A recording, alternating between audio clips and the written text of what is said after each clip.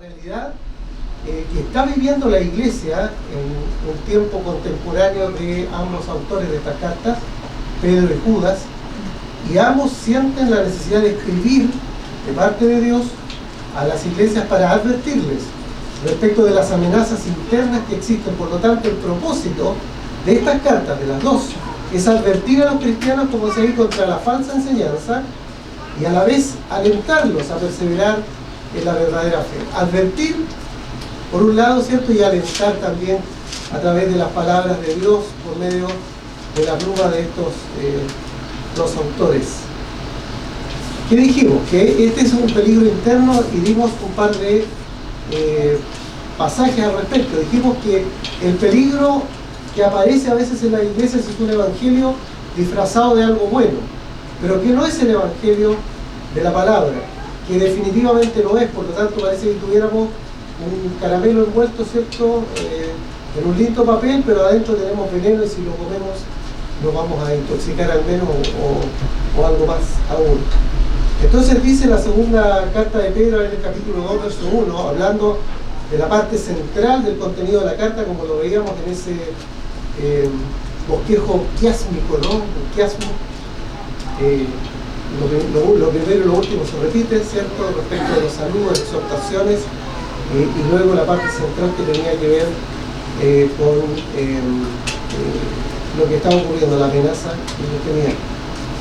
Dice este pasaje: pero hubo falsos profetas entre el pueblo, como también entre ustedes habrá falsos profetas. Este habrá en tiempo futuro es una advertencia de lo que va a venir. Es la preocupación de Pedro en sus últimos días de vida, esperando probablemente una ejecución ahí en Roma. Y dice que introducirán estos falsos profetas encubiertamente herejías destructivas, así les llama. Es fuerte esto, ¿no? Herejías destructivas al interior de la iglesia. ¿Es posible esto? Por cierto que sí. Así ha ocurrido desde que la iglesia es iglesia y hoy día no es la excepción. Y dice, llegando aún hasta negar al soberano Señor, que los compró acarreando sobre sí mismos una súbita destrucción. Por otro lado, Judas comienza diciendo: porque algunos hombres han entrado encubiertamente, y estos ya entraron, los cuales desde antiguo habían sido destinados para esta condenación. Y dice, ellos son hombres impíos que convierten la gracia de nuestro Dios en libertinaje y niegan al único soberano y Señor nuestro Jesucristo. Ese es un peligro fuerte, no es una cosa menor.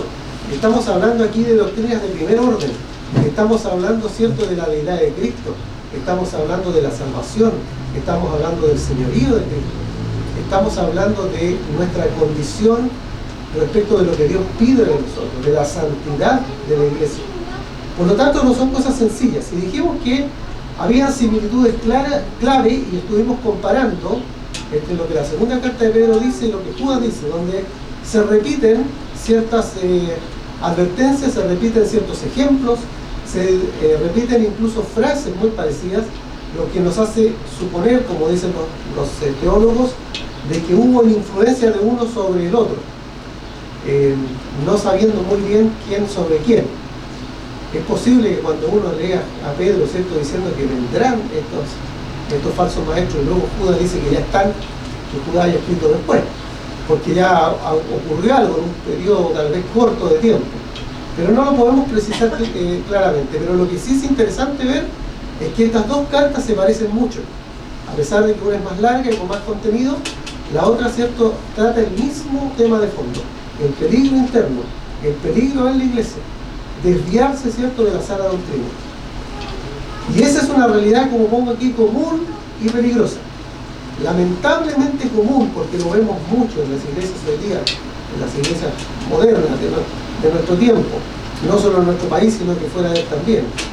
Y peligrosa porque cuando esto llega para destruir la iglesia. La iglesia se puede transformar en cualquier otra cosa menos en iglesia. Y los creyentes que están en esa iglesia pueden ser contaminados por otros no creyentes, que son estos de las falsas herejías, que incluso contagian a otros que creen ser creyentes, pero nunca lo han sido, porque les ofrecen un evangelio distinto. Y un evangelio distinto no tiene el poder de Dios para transformar vidas por medio del Espíritu. Ese es un breve resumen de lo que vimos la vez pasada. Así que si alguien quedó con preguntas o quiere hacer un comentario, lo puede hacer en este momento antes de seguir avanzando. Yo quería comentar algo más. Me he estado predicando de Primera de Juan, hay muchas similitudes en estos falsos maestros que atacaban la iglesia con este pensamiento griego, que ahí hablaba de negar al Señor Jesucristo, ¿verdad? Y eso negar a la deidad de Cristo, ¿verdad? Y lo vemos en el pensamiento gnóstico. Y lo otro que decía es convertir la gracia en libertinaje. Que en el fondo no importa lo que hagas tú con tu cuerpo, total, todo está permitido, o sea, el pecado no es grave. Y es lo mismo que yo he ido viendo en la carta de Juan, entonces es interesante cómo se repite el mismo patrón en todas las cartas o en todos estos falsos maestros que entraron en la iglesia. Claro, es verdad, es interesante. Juan está escribiendo, de hecho, probablemente 20 años al menos después, ¿cierto? 25 tal vez. Y el problema parece que era aún más grave, de acuerdo a cómo él lo muestra. De hecho, las cartas, ¿cierto?, que él escribe a las iglesias, muestra una iglesia en Éfeso, que era una iglesia ejemplar, convertida, ¿cierto?, en una iglesia que está debilitada y que está amenazada fuertemente. Así que sí, es una realidad. Y las advertencias son, como en este caso para nosotros, son para, primero, entender que esto es una realidad, y segundo, estar preparados. Estar preparados para defender la sana doctrina. Y para defender la sana doctrina tenemos que conocerla y conocerla bien, y estar seguros que eso es lo que la palabra transmite, no otra cosa. No con el propósito de salir a, ¿cierto?, tener algún tipo de conflictos externos, sino que para protegernos internamente, para proteger la santidad de la iglesia. La iglesia es santa y la iglesia tiene que mostrarse así. Hoy día nosotros sabemos que muchas iglesias esto no se muestran así. Y esa es la cara que ellos ponen del Evangelio, del Dios Todopoderoso y de Cristo como Salvador. Una cara totalmente distorsionada. ¿Seguimos? Seguimos. Muy bien.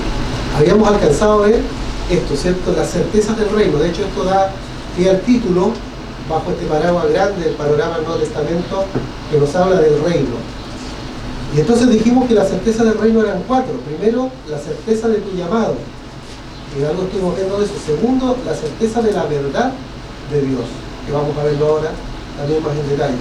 Tercero, la certeza del mal fruto de la falsa enseñanza. Una falsa enseñanza siempre traerá mal fruto. Y por su fruto les conoceréis, ¿cierto?, como dice la palabra. Y la letra D, del juicio de Dios. Tener claridad de que hay un juicio y que ese juicio se va a ejecutar. Indefectiblemente. Tiene que ejecutarse. Porque el Dios justo demanda justicia. Y por lo tanto el juicio se va a ocurrir. No como algunos creen, ¿cierto?, que es algo fantasioso o que no va a venir. Vamos por lo primero, la certeza de tu llamado. Recuerdan que estuvimos hablando de lo que significaba el llamado. Yo les preguntaba a ustedes, ¿qué quiere decir esto del llamado? De que Dios nos llama. Y conversábamos entre estas diferencias que existen de pronto, de la certeza que todos los cristianos tienen de que es Dios el que llama. Y por cierto, Dios llama. Pero ahí se dividen, ¿cierto?, las aguas entre aquellos que dicen, bueno, Dios llama, pero yo soy el que finalmente voy a decir si acepto ese llamado o no. O aquellos que dicen cuando Dios llama lo hace de manera eficaz, como decían los reformadores, de forma tal que cuando Dios decidió llamarte es porque Dios, que te había predestinado desde la eternidad, en ese momento, ¿cierto?, Él hace un llamado que es irresistible y que tú vas a responder indefectiblemente ese llamado, porque para que ese llamado sea efectivo, primero tiene que haber una regeneración del espíritu. Y hablábamos del orden, ¿no? Ese orden que para nosotros es claro al ir a la palabra, pero que al momento de ser enfrentados a la realidad del Evangelio, desde nuestro lado de la gloria, creemos que efectivamente se nos presentó el mensaje del Evangelio y nosotros, ¿cierto?, respondimos positivamente a ese llamado en un momento determinado. Pero la palabra nos hace ver que la soberanía de Dios está más allá de eso. Y como dijimos, creerlo de la otra manera no compromete la salvación, pero creerlo de la manera correcta, como la Biblia lo dice, nos permite ver al Dios que nos llamó en una perspectiva totalmente diferente. El Dios soberano que decidió llamarme a mí sin tener ningún pergamino mayor que otros pecadores, me decidió llamar hijo porque Él así lo quiso. Y eso te abre una perspectiva, una realidad con la que hemos combatido mucho por mucho tiempo, me incluyo. Pero que cuando nos damos cuenta a la luz de la palabra que esto es una realidad, la perspectiva y la relación entre ese Dios que me llamó cambia absolutamente, mucho más estrecha, mucho más cercana, y también nos pone a nosotros en nuestro lugar. Eso respecto a la certeza del llamado. ¿Qué dijimos? Dijimos que Judas comienza saludando de esta manera: Judas, siervo de Jesucristo y hermano de Santiago. Dijimos que Santiago es Jacobo, ¿cierto? El autor de la carta de Santiago, que ya dijimos por qué se llama la carta Santiago y no Jacobo, como debería llamarse, o como la llaman en otros idiomas, ¿no? En realidad nosotros le llamamos Santiago por esta derivación del latín, del Sanctus Jacobus. Y dice: a los llamados, amados en Dios Padre y guardados en Jesucristo. Él les llama llamados, pero no nos aclara si este llamamiento tiene que ver con un llamado eficaz o un llamado, ¿cierto?, externo, como le llamamos, que son llamados y algunos aceptan y otros deciden no aceptar. Pero Pedro nos agrega más antecedentes. Segunda de Pedro, capítulo 1, verso 3, cuando empieza con su saluda, dice así: su divino poder, refiriéndose a Dios, nos ha concedido todas las cosas que pertenecen a la vida y a la piedad. Es decir, todo depende de Dios, eso es lo que él está diciendo. ¿Por medio de qué? Por medio del conocimiento de aquel que nos llamó, y aquí agrega otra cosa, por su propia gloria y excelencia. El llamado de Dios, esto no es solo un llamado, sino que nos llamó, dice, por su propia gloria y excelencia. Lo pone en un nivel alto, de forma tal de que ese llamado es un llamado soberano, es un llamado que está a otro nivel, mirándonos a nosotros, con nuestras imperfecciones. Y ese llamado solo es eficaz y ocurre justo en el momento en que el Evangelio es expuesto de una manera correcta para nosotros y nosotros entendemos el contenido del Evangelio. Porque el llamado sin el Evangelio no pueden ir juntos. Perdón, no pueden ir separados, van juntos. Llamado con el Evangelio. Ahora, a eso le podemos agregar lo que dice 1 de Pedro 1:2, que alguien ya lo debe haber buscado, lo tiene ahí, Álvaro, ¿cierto? No, está del otro lado. ¿Ya? ¿Alguien que pueda leer 1 de Pedro 1:2? Dice: Ya, Estela. elegidos según el previo conocimiento de Dios, Padre en santificación del Espíritu, para obedecer y ser rociados con la sangre de Jesucristo, gracia y paz os sean multiplicadas. Pedro saludando un par de años antes a los mismos destinatarios, diciéndoles, cierto, que ellos han sido elegidos según el llamamiento de Dios. Ahora le agrega otra palabra muy importante. No dice que Dios les ha llamado, sino que dice que han sido elegidos según ese llamamiento. Y ya la elección probablemente tal le da otro carácter al llamado de Dios. No es un llamado externo donde uno puede decir sí o no, sino que es un llamado interno, porque si a ti te eligieron, entonces tú has sido seleccionado y Dios te está llamando a ti de manera particular. Y eso es lo que llamamos el llamado eficaz. Pero quizá esto todavía no es tan concluyente, por lo tanto, me gustaría que pudiéramos leer de 2 de Pedro los versos 10 y 11. ¿Qué dice ahí Pedro? Ustedes van anticipando ahí los pasajes y lo van a buscar. Dice, 2 de Pedro. Sí, 2 de Pedro 1. Por lo cual, hermanos, tanto más procurad hacer firme vuestra vocación y elección, porque haciendo estas cosas no caeréis jamás. Porque de esta manera os será otorgada amplia y generosa entrada en el reino eterno de nuestro Señor y Salvador Jesucristo. Es interesante esto, es muy interesante, porque lo que pide Pedro a sus lectores es que este llamamiento y elección les permita a ellos hacerlo firme, que ellos perseveren. La perseverancia es parte del llamado de la salvación. Como yo he dicho en varias ocasiones, el que es salvo persevera. El que no persevera nunca ha sido salvo. El que es salvo persevera, es una condición propia del creyente, el verdadero creyente. El perseverar en el Evangelio, el estar en la lucha, pero participar de la lucha, no esconderse, digamos, alejarse de la lucha. Porque quien ve así esta lucha de no persevera es porque en realidad nunca ha tenido un nacimiento, un verdadero nacimiento. Quien se aparta de los caminos del Señor es porque realmente nunca la semilla que cayó en buena tierra, nunca realmente dio raíz. Hubo un entendimiento superficial de lo que es el Evangelio, pero el llamamiento eficaz de Dios no estuvo presente ahí. Por eso que el llamado a perseverar Es un llamado recurrente en la palabra porque nos recuerda de que nosotros tenemos que, y lo vamos a ver hoy día, poner nuestro esfuerzo en algo que nosotros no podemos hacer por nosotros mismos. Y esto es muy interesante, porque el llamado del esfuerzo, que es la perseverancia, que es la santidad, el llamado a estar en presente en la lucha, a correr la carrera, es un llamado recurrente, pero que si no somos verdaderos creyentes no tenemos nada que hacer. Y si somos verdaderos creyentes, porque el Espíritu de Dios está en nosotros, sí vamos a correr esa carrera y vamos a perseverar. Y ya lo vamos a ver en detalle. Déjenme agregar algo más a esto que estamos diciendo. Yo les pedí que ustedes leyeran en la semana Juan 6:44, ¿cierto? Y que trajeran un estudio hoy día acabado de ese pasaje. Quisiera que lo partiéramos leyendo, Juan 6:44. Permítanme leerlo en mi prestigiosa versión Reina Valera 2015. Juan 6:44 dice así. Este es Jesús, por supuesto, hablando, ¿cierto? Y dice Jesús: nadie puede venir a mí a menos que el Padre que me envió lo traiga, y yo lo resucitaré en el día final. Ninguno puede venir si el Padre no lo trae.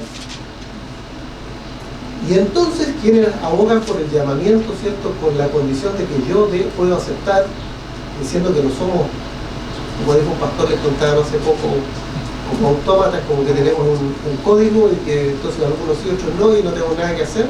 Y la manera en que se ve de alguna manera, de alguna forma peyorativa, ¿cierto?, esto del llamamiento eficaz.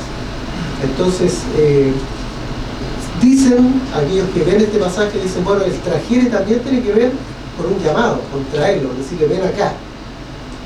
Pero hay algo más en esta palabra traer, y eso es lo que yo quiero que ustedes me cuenten, que averiguar.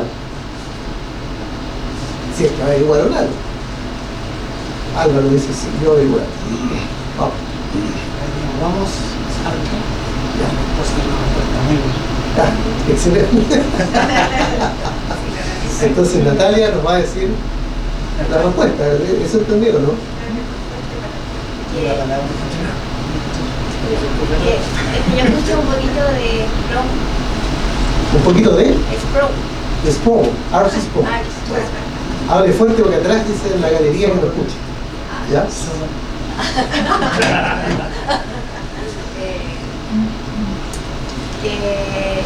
Pero la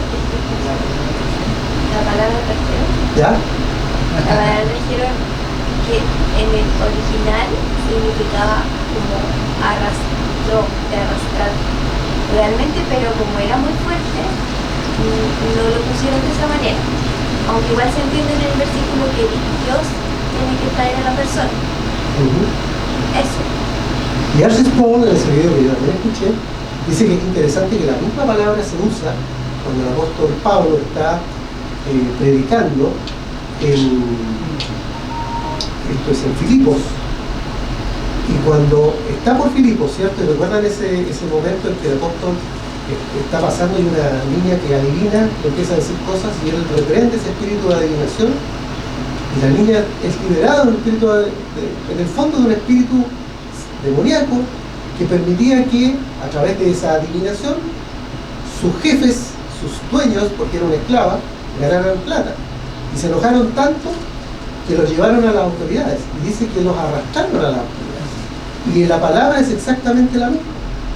Entonces, si la palabra traer no es llamar, sino que es arrastrar, leamos de nuevo el pasaje que dice en Juan 6:44, y voy a leer antes, como dice ahí, los versos 37 al 40 para darle contexto. 37 al 40 del capítulo 6 de Juan dice: todo lo que el Padre me da, vendrá a mí. Categórico Jesús, ¿cierto? Y al que me viene jamás lo echaré fuera. Luego dice: porque yo he descendido del cielo no para hacer la voluntad mía, sino la voluntad del que me envió. Y esta es la voluntad del que me envió, que yo no pierda nada de todo lo que me ha dado, sino que lo resucite en el día final. Y este pasaje es interesante porque el 40 es como la visión que nosotros tenemos. Esta es la voluntad de mi Padre, que todo aquel que mira al Hijo y cree en Él tenga vida eterna, y que yo lo resucite en el día final. ¿Se fijan ustedes? La voluntad de Dios es que nosotros podamos mirar la cruz de Cristo y ver ahí, en ese sacrificio de Cristo, la obra que significa nuestro perdón, porque Cristo está muriendo por mí. Yo he sido crucificado juntamente con Cristo ahí.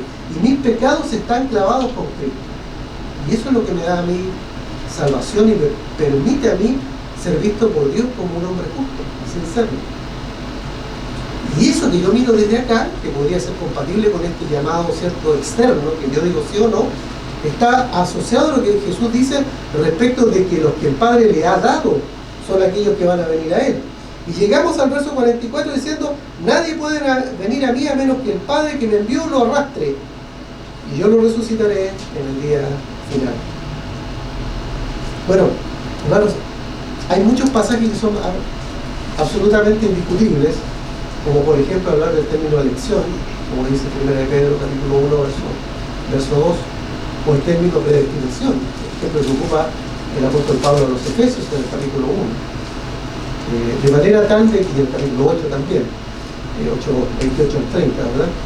Entonces es muy evidente a partir de lo que la Biblia dice, de que el Dios soberano, todopoderoso, en su soberanía, desde antes de la fundación del mundo, nos ha predestinado para ser nosotros llamados por Él en el momento que Él determinó, bajo las condiciones que Él determinó, para que por medio del Espíritu Santo recibamos vida nueva, que es la regeneración, y en esa condición abramos los ojos, nos demos cuenta de nuestro gran pecado delante de un Dios justo, y miremos a la cruz de Cristo todos simultáneamente, viendo que Cristo ha pagado por mí que yo recibo.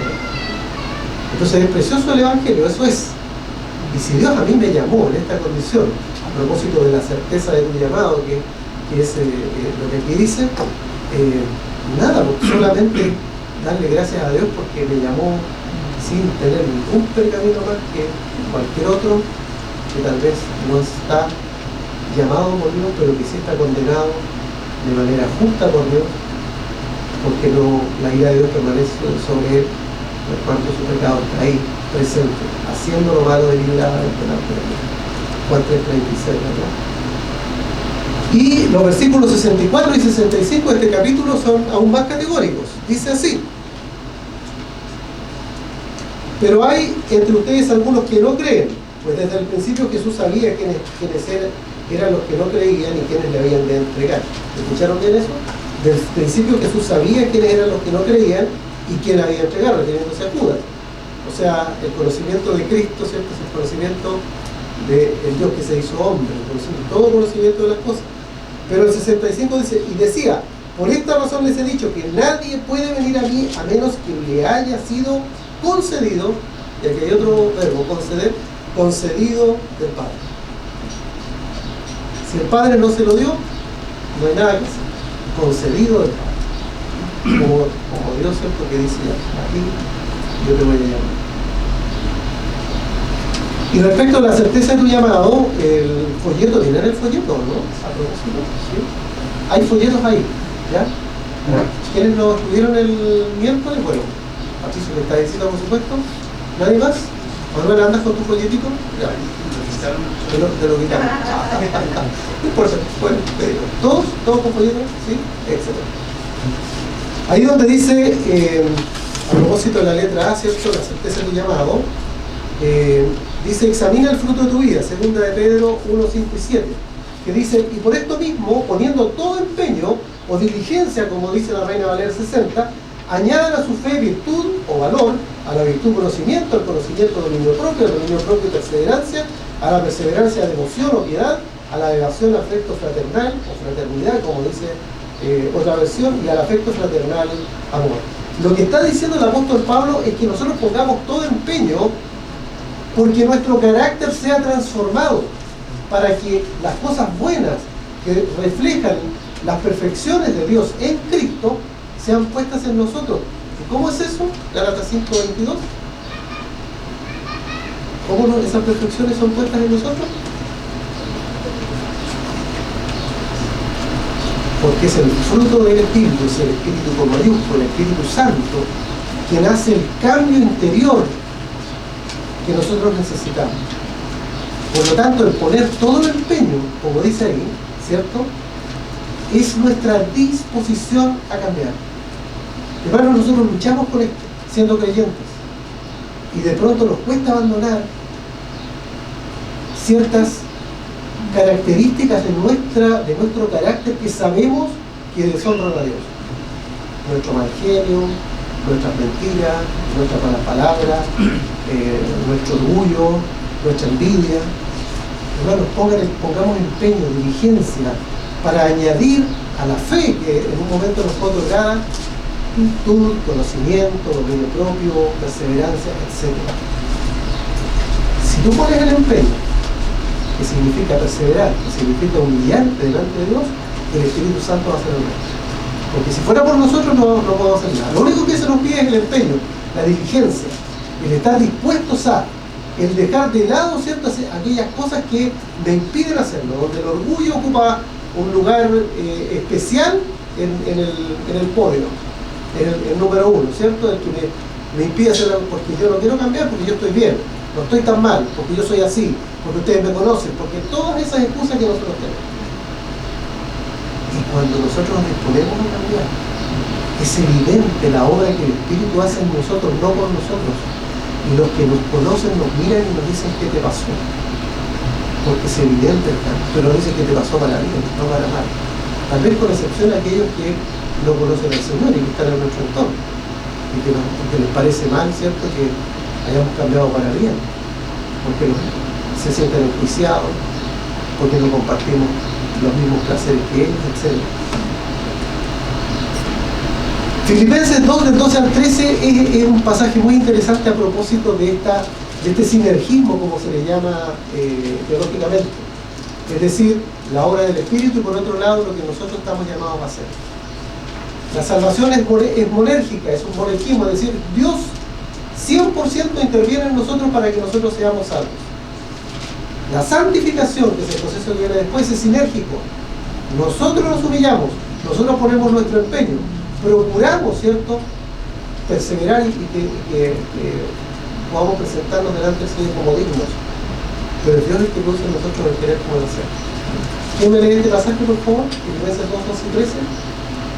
Por tanto, amados míos, como siempre habéis obedecido, no como en mi presencia solamente, sino mucho más ahora en mi ausencia, ocupados en vuestra salvación con temor y temblor, porque Dios es el que en vosotros produce así el querer como el hacer por su buena voluntad. Dice, ocúpense con temor y temblor en su salvación. Preocúpense, que esto es serio. Tengan temor de Dios. Fíjense en las cosas malas que ocurren con ustedes, que todavía están en la lucha, porque son pecados que ustedes todavía no abandonan. Y luego dice, a renglón seguido, ¿cierto? Porque Dios es el que produce en ustedes el querer como el hacer por su buena voluntad. Bueno, ¿cómo es la cuestión? ¿Me ocupo o es Dios el que produce las dos cosas? Yo me ocupo, pero sé que no puedo solo, en el sentido de que yo me preocupo, estoy dispuesto, disponible, abro mis ojos, me doy cuenta que efectivamente tengo pecados en mi vida y que eso no honra a Dios. Y entonces le digo al Señor que Él me cambie y me dispongo a cambiar. No es una cosa mágica, digamos, en el sentido de que vamos a cambiar, así. Por eso que tenemos que leer la palabra para santificarnos, que es la única manera de santificarnos. Ahí vamos a saber si estamos bien o estamos mal, el espejo donde podemos espiritualmente. Así es. Así que de esa manera, digamos, La palabra nos confronta, ¿verdad? Confronta nuestra realidad. Y sabemos si estamos bien o estamos mal, como bien dice Manuel. Ahora, lo intelectual, lo racional no es suficiente, porque el cambio debe ocurrir en el interior, cambio de emociones en mi corazón. Y es ahí donde el Espíritu Santo interviene, no mágicamente, como dice Manuel, sino que sobrenaturalmente. Y es una cuestión que tampoco podemos explicar, y que es muy interesante, porque cuando nosotros miramos para atrás cómo éramos y cómo somos, no podemos entender cómo eso ocurrió en nuestras vidas. En cambio, cuando aquel que no tiene a Cristo, que no ha tenido un nuevo nacimiento, mira para atrás y ve su presente, no hay grandes cambios. Generalmente los cambios son pero negativos. Aquellos defectos que la persona tiene se van acrecentando. Y mientras mayores parece que peor se pone la persona en esa aspecto. Pero en nosotros es distinto, porque nosotros nos ocupamos, porque queremos honrar a Dios y porque a la vez el Espíritu Santo produce esos cambios. Dice que Dios produce el querer como hacer por medio del Espíritu, por su buena voluntad. Y lo otro respecto de la certeza del llamado, dice, depende de la misericordia de Jesús. Esto no es que depende de eso, sino que es un llamado a depender, ¿ya? Así está ocupado el verbo. Depende, ¿ya? Depende de la misericordia de Jesús. O dependan de la misericordia de Jesús. O dependamos de la misericordia de Jesús. Dice Judas 1:21, consérvense en el amor de Dios, aguardando con esperanza la misericordia de nuestro Señor Jesucristo para vida eterna. Consérvense en el amor de Dios. Qué importante es lo del amor de Dios. No voy a decir nada más porque el mensaje del domingo viene en esa dirección y sé que va a ser muy edificante para nosotros.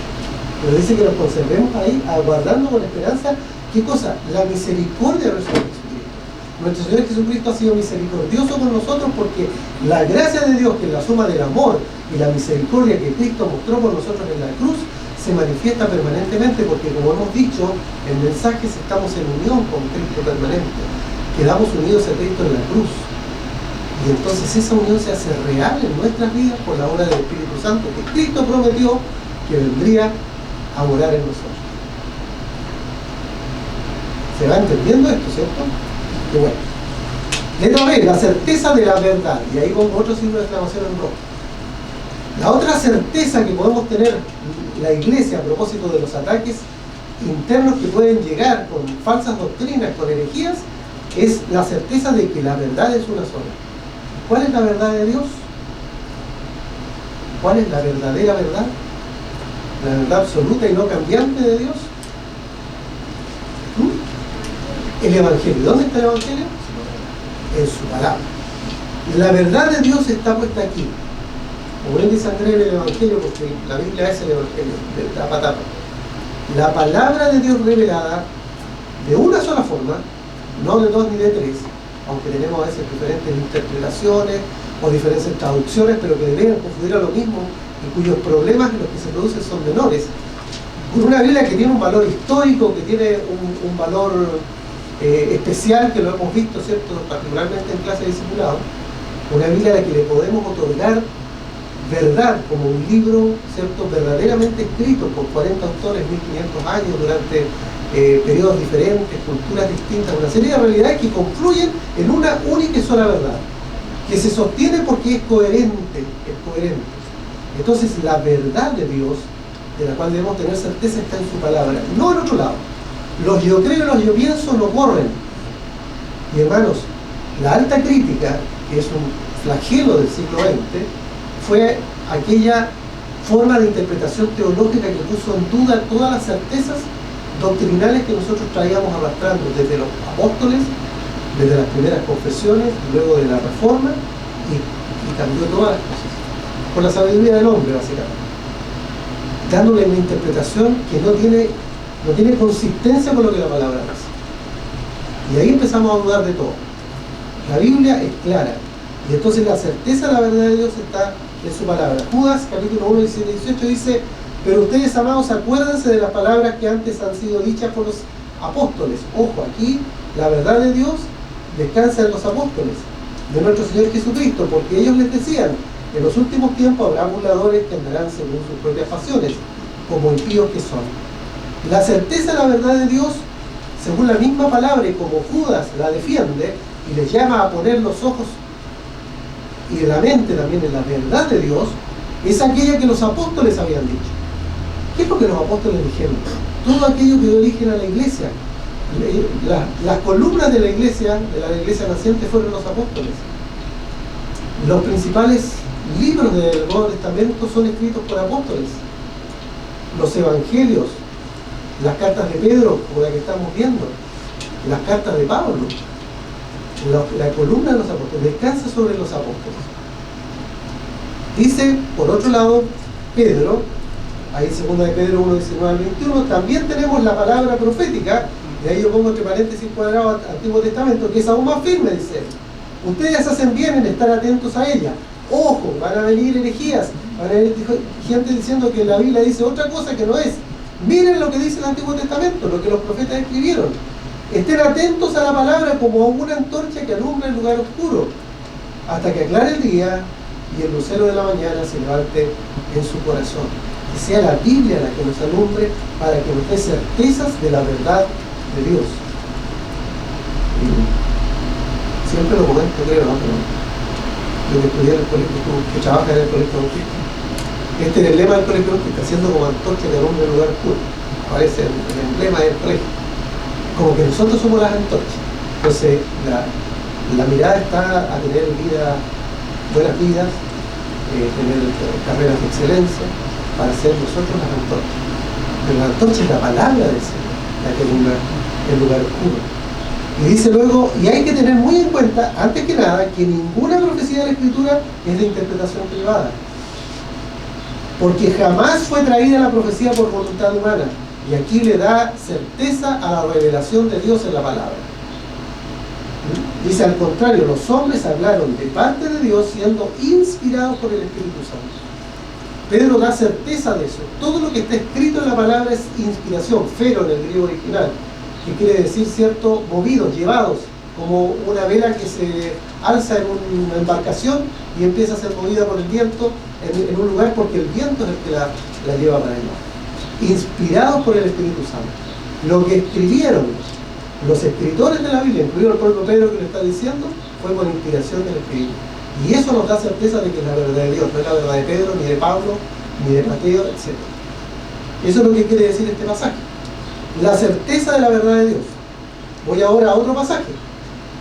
Verso 15 al 16 de 2 de Pedro. Consideren que la paciencia de nuestro Señor es para salvación, como también nuestro amado hermano Pablo, y aquí le está haciendo un guiño Pedro, ¿cierto?, a Pablo, con quien habían tenido alguna vez diferencias, pero él tiene claro, Pedro, de que Pablo es un apóstol del Señor y que él ha escrito conforme a lo que Dios le ha indicado, le ha soplado, según la sabiduría que le ha sido dada. Él habla de estas cosas en todas sus epístolas, en las cuales hay algunas cosas difíciles de entender. Miren cómo dice, que los indoctos e inconstantes tuercen, le dan otro significado, como lo hacen también con las otras escrituras para su propia destrucción. Hermanos, cualquiera que le dé otra interpretación a la palabra de Dios no es un mal cristiano, es un hereje, es una persona que está condenada según lo que la palabra dice. Por eso que hay que tener mucho cuidado cuando uno expone la palabra del Señor. Es una tremenda responsabilidad.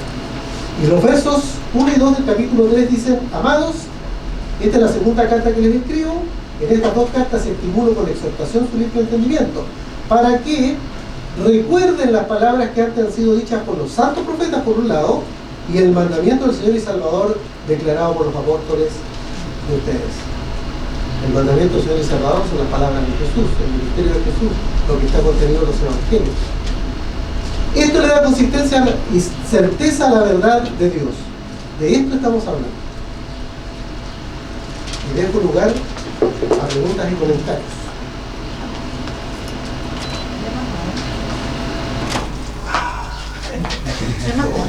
Todo más tranquilo. Se escucha bien. Nada, todo claro hasta aquí. Respecto a lo primero que se habló hoy día, es el llamado, digamos, a traer, La certeza de llegar a la presencia del Señor. Nosotros como cristianos no debemos tener ninguna duda al respecto por lo que hemos visto, por lo que vemos en la palabra, ¿verdad? Como en este caso Jesús se lo menciona a los fariseos. Y a veces ocurre que en la iglesia hay personas que no son convertidas sino convencidas. Se habla mucho de que fueron convencidos de ir de adelante por la persona que estaba, pero no el Señor no tocó su corazón, digamos, no hizo la obra de Dios en este caso. Y comienzan a ir a la iglesia convencidos de que están salvos, convencidos de que están haciendo lo correcto, pero siguen igual, no cambian, porque no hubo una conversión en ellos, no hay un cambio, porque no fue Dios mismo el que tocó su corazón. Y sí, también hay otras cosas que suceden, como por ejemplo cuando uno lo llama al Señor, no necesariamente lo hace a través de un predicador. El Señor también nos llama, caso mío, que lo recibí sin tener a ningún predicador frente, digamos. Porque lo expresan de una u otra manera, de diferentes formas. Sí, sí es. Entonces, y después viene el cambio en uno, como uno se da cuenta inmediatamente porque empieza a cambiar. Eso es. Yo digo, ese era yo y en una semana, 2 semanas ya está diferente, digamos. Claro, claro. Entonces, comienza ese del perseverar y sí, de santificarse y del temor al Señor, etc. Sí, sí. Así es. Yo, en ese sentido, ayer estaba justo leyendo algo y había un versículo que también se lo mencionaba a los fariseos, el Señor, y le decía: toda planta que mi Padre Celestial no haya plantado será desarraigada. como que da a aclarar también un poco respecto a esto, que Claro. Él es el que siembra la semilla en el corazón de uno y Claro, claro. Y de pronto, ¿cierto? En las iglesias hay plantas de plástico que están entre medio. Hermanos, solamente, y esto es una realidad que comparto totalmente con lo que Manuel dice, no nos convirtamos nosotros en jueces de quiénes son salvos y quiénes no son salvos, porque eso le corresponde al Señor. Evidentemente hay personas que nunca muestran frutos y eso nos hace dudar, pero a veces hay algunos que andan por la vida, ¿cierto? Diciendo tú, no, este sí, este no, este parece, este no, definitivamente, y como que se van etiquetando las personas. Y a veces a nosotros nos viene la tentación de decir respecto de algunos si son salvos o no son salvos. Hermanos, el proceso de la santificación es un proceso diverso, diferente en las personas. Sin embargo, en la medida en que la iglesia es iglesia, eso comienza a cambiar. Muchas personas en esta realidad que Manuel dice, han sido realmente llamadas por el Señor, pero están en una etapa inicial, como ocurría en Corinto, porque la palabra del Señor no es exhortada correctamente y eso no genera esa transformación de vida necesaria. Entonces nosotros tenemos que preocuparnos de eso, de predicar la palabra, todo el consejo de Dios, la verdad de Dios, sin dejar nada de lado, sin adornar, y que sea la palabra la que haga el cambio, tanto para nueva vida como para santificación. En la Biblia dice que hay personas que están convencidas, como antes decía Manuel, que se van a ir al cielo. Y tal vez se van a encontrar con que en realidad no iban a ir, ¿cierto? Claro. ¿Existe la posibilidad de que algún cristiano pueda dudar de que se va al cielo? Sí, un verdadero cristiano puede dudar que se va al cielo. De hecho, hay muchos llamados en la Biblia a no dudar, precisamente porque a veces nos complicamos. Y básicamente eso tiene que ver con que estamos en la lucha con el pecado. Y a veces sentimos que le estamos fallando tanto al Señor que en realidad parece que yo no tengo posibilidades. Hermanos, si hemos sido sellados por el Espíritu Santo, eso es un sello interno que no sale por nada. Nadie lo puede sacar, nadie lo puede quitar. Por lo tanto, nuestra salvación está asegurada. Cuando esa operación del Espíritu Santo ocurre y el Espíritu Santo mora en la vida de un creyente, entonces nosotros ya hemos sido declarados justos por la obra de Cristo, porque si no, el Espíritu Santo no podría estar en un inconverso. No podría llegar y después decir, este no era. Ese no sería un sello.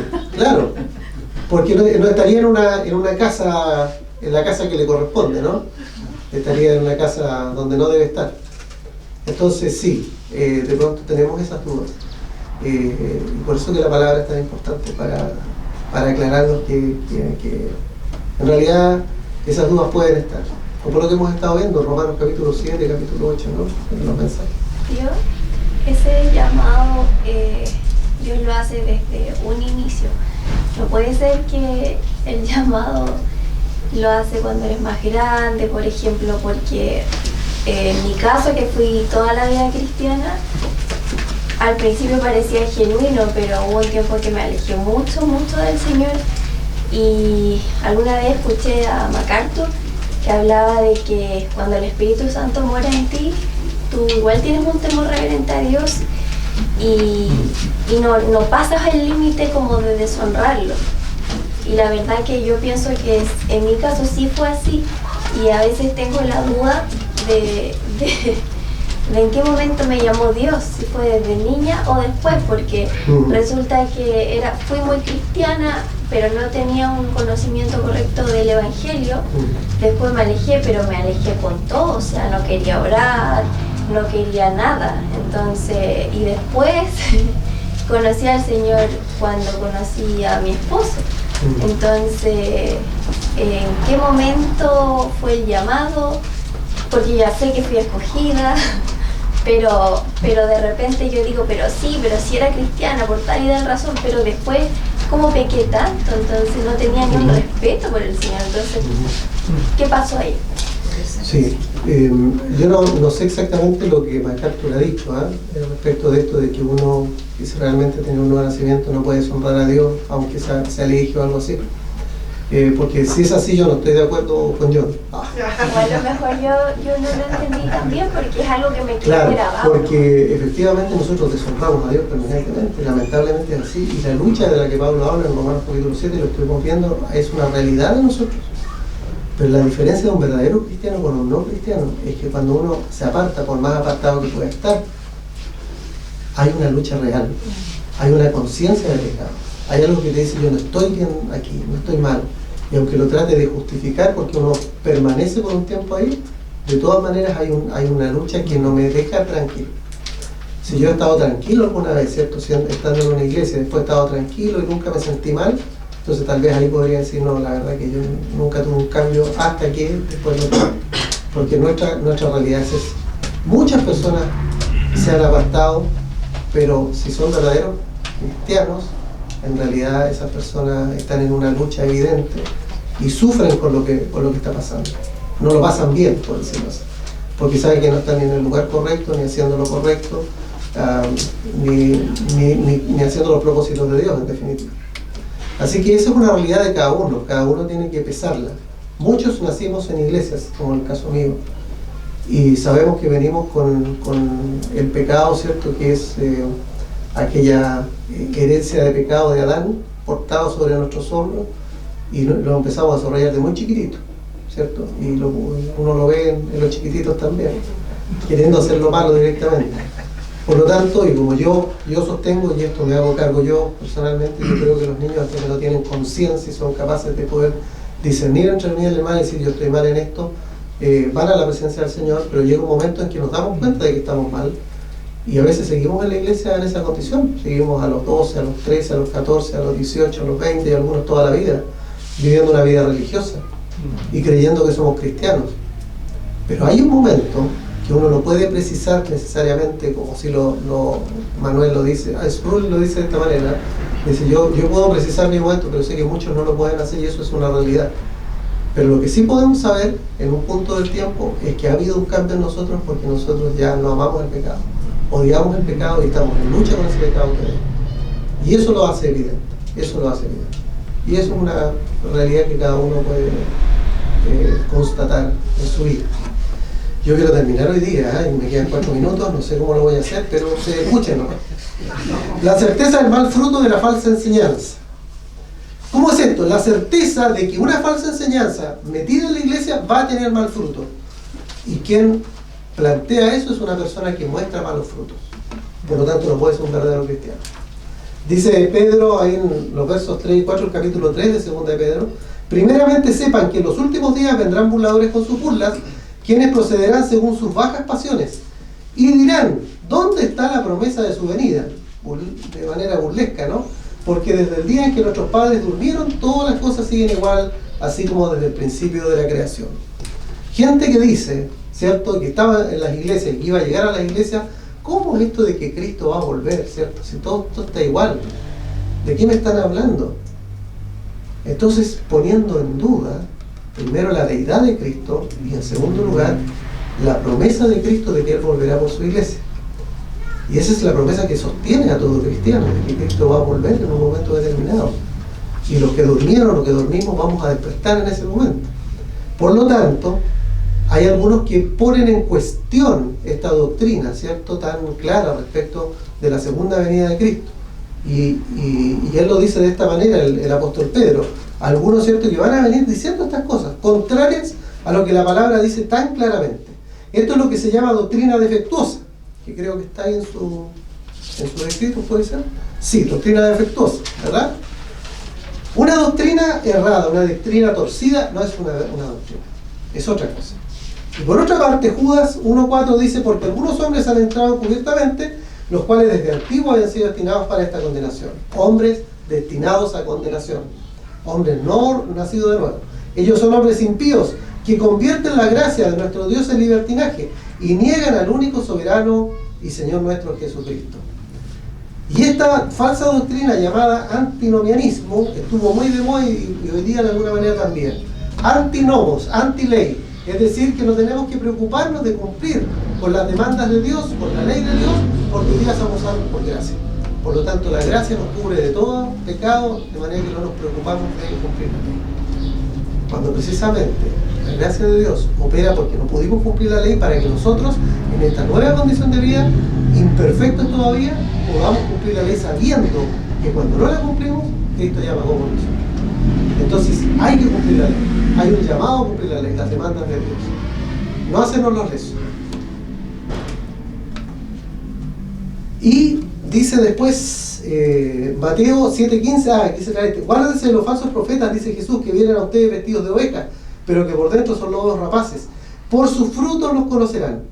¿Acaso se recogen uvas de los espinos o higos de los abrojos? Así también todo árbol sano de buenos frutos, da buenos frutos, pero el árbol podrido da malos frutos. Es inevitable de que si alguien plantea una doctrina errada, lo que él muestre testimonialmente sean malos frutos. Entonces cuando alguien habla, aunque hable bonito, pero sus frutos son malos frutos, quiere decir que su doctrina no es correcta. Y esa es la realidad. Y lo que nosotros recogimos de esa doctrina también van a ser malos frutos. No es el fruto del Espíritu definitivamente.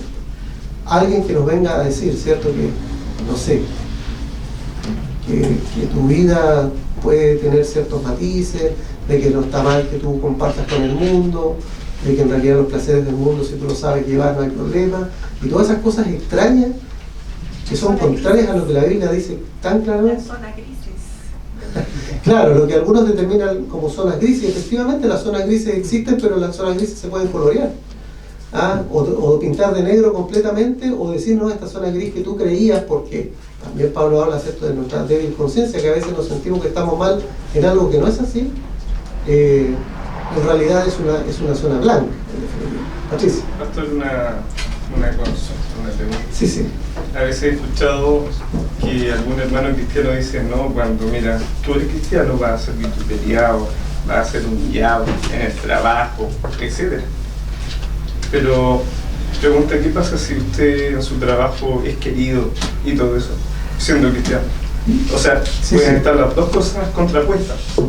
Pero yo no lo veo muy certero lo que he escuchado de que voy a ser humillado en el trabajo, por ejemplo, y todo, porque si yo tengo los frutos del Espíritu, ¿por qué me tendría que ocurrir eso? Si yo, no sé, a lo mejor se ve en mí el amor de Dios hacia la persona o del hermano hacia sus colegas, yo creo que lo van a tratar bien, porque hay en el fruto del Espíritu. Claro. Pero ¿por qué en ese sentido podría ser humillado? Porque yo he escuchado hermanos de otra iglesia que dicen, sí. Bueno, es como contrapuesto. La palabra lo dice, la palabra nos advierte que en muchas ocasiones nosotros vamos a pasar por esos momentos en que efectivamente por defender nuestra verdad, nosotros vamos a ser fruto de burlas, fruto probablemente de personas que están airadas, enojadas, diciendo cosas. Y todo va a depender del contexto en el que se da. Lo que quiero decir con esto es lo siguiente: yo debo ser consecuente con el Evangelio, con la palabra. Yo debo actuar conforme a lo que la palabra dice.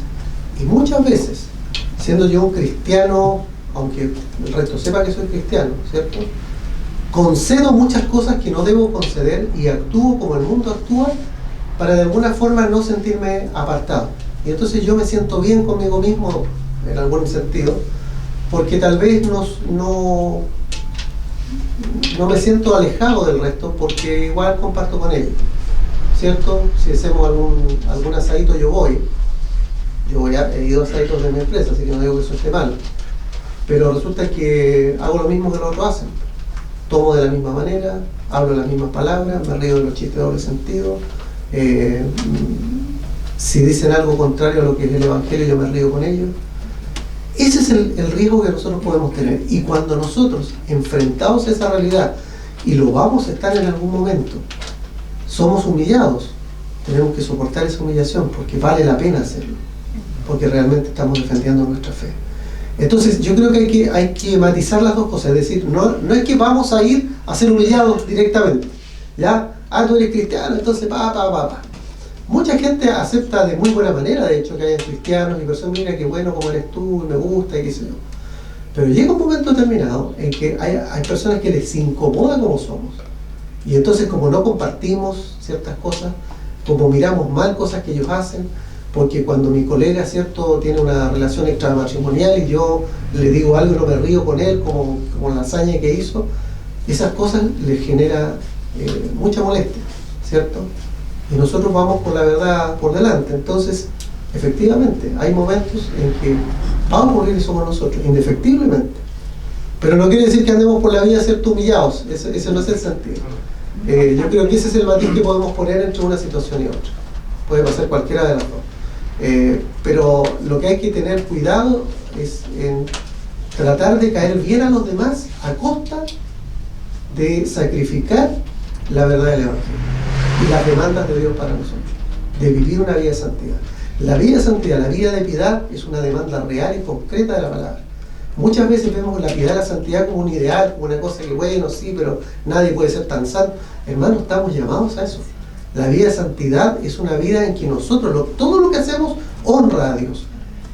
Y cualquier cosa que no honra a Dios, nosotros evitamos hacerlo. Y cuando caemos en eso nos sentimos mal, porque hemos deshonrado a Dios. Esa es la lucha del cristiano.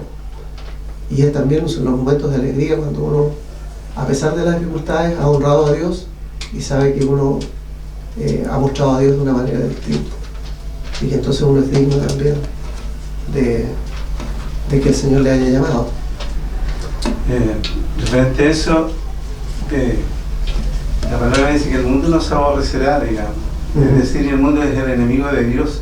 Por lo tanto, ¿quién nos va a complicar en ese momento? Son los enemigos de Claro. Dios. Porque pueden haber personas que trabajan con nosotros y no son tan enemigos de Dios, pueden ser incluso cristianos que trabajan con nosotros. Y va a haber una buena relación, digamos, y bueno, va a ser querida la persona, como él dice. Claro. Pero el mundo el mundo es difícil, digamos, las personas que viven en el mundo, que viven las cosas del mundo y les gusta hacer lo que quieren. Ahí la complementación es difícil con los cristianos. Absolutamente. Sí. Por el hecho de lo que tú dices, de que uno no puede estar de acuerdo con lo que ellos hacen, y si se los comenta, se los dice, no les va a gustar. Exacto. No, si no es fácil convivir con el mundo. De hecho, lo que Jesús dijo, le dijo a sus discípulos, ¿no? Ustedes están en el mundo, pero no son del mundo. Y la palabra dice que somos extranjeros y peregrinos, que no estamos haciendo tesoros en la tierra, que no nos interesa tanto a qué casa me voy a comprar, qué carrera, que si voy a ser exitoso, cuánta plata voy a tener. Nosotros trabajamos, vivimos y agradecemos las bendiciones que el Señor nos da, pero ese no es el propósito, ese es el sentido de nuestra vida. El sentido de nuestra vida realmente es conocer más al Señor por su palabra y disponernos a vivir conforme a la palabra dice. Y eso significa perseverar, significa cierta santificación, significa estar en la carrera. Creo que no voy a terminar, mis queridos hermanos, me quedan algunas láminas y yo prefiero esto, prefiero estos diálogos en estos estudios a avanzar rápido y terminar.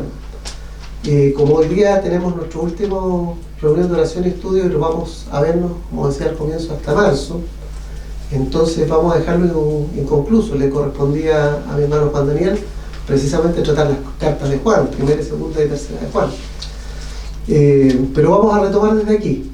Voy a pedir que cuando volvamos me permitan cerrar esto en una reunión, a lo mejor va a ser más cortita, no lo sé, va a depender también del grado de participación que ustedes tengan, y luego continuamos con las 3 cartas de Juan, luego viene primera a los Tesalonicenses, luego segunda a los Tesalonicenses y terminamos con Apocalipsis en este panorama del Nuevo Testamento, para después comenzar, si el Señor lo permite, con un material muy bonito que habla de lo que es realmente ser iglesia y la palabra clave es la unidad. Así que es muy bueno ese material. Oramos al Señor para terminar, ¿les parece? Te damos gracias, Padre, por este tiempo que tú nos regalas para juntarnos, para estudiar tu palabra, para poder, Señor, conocerte más, para conocer tu verdad, para poder tener certeza, Señor, de lo que significa ser un hijo tuyo y de que tu verdad, Señor, inconmovible debe ser también defendida por nosotros. Conocida y defendida, Señor, para que tu iglesia sea santa, tu iglesia sea sin mancha, tu iglesia realmente dé un testimonio sobrenatural a un mundo que necesita tanto, Señor, de tu evangelio. Un mundo que se pierde, un mundo que no encuentra el norte en su vida, un mundo que cree que los placeres temporales y pasajeros determinan su felicidad y finalmente no la encuentran. Y al revés, Señor, nosotros hemos encontrado toda la alegría, todo el gozo, toda la felicidad, sentido y propósito en nuestras vidas por tu palabra y por la obra del Espíritu en nosotros. Que tu Espíritu siga trabajando, Señor, permanentemente en nuestras vidas, para cada vez conocerte más y de esa manera, Señor, admirarte más, servirte mejor, honrarte con nuestras vidas, darte gloria, y que nuestros propósitos siempre sean, Señor, tus propósitos, de camino, Señor, a nuestra morada eterna. Gracias una vez más por este tiempo. Bendice a cada uno de mis hermanos. Oramos en los méritos de quien tiene señorío sobre nuestras vidas. En Cristo Jesús oramos. Amén. Amén.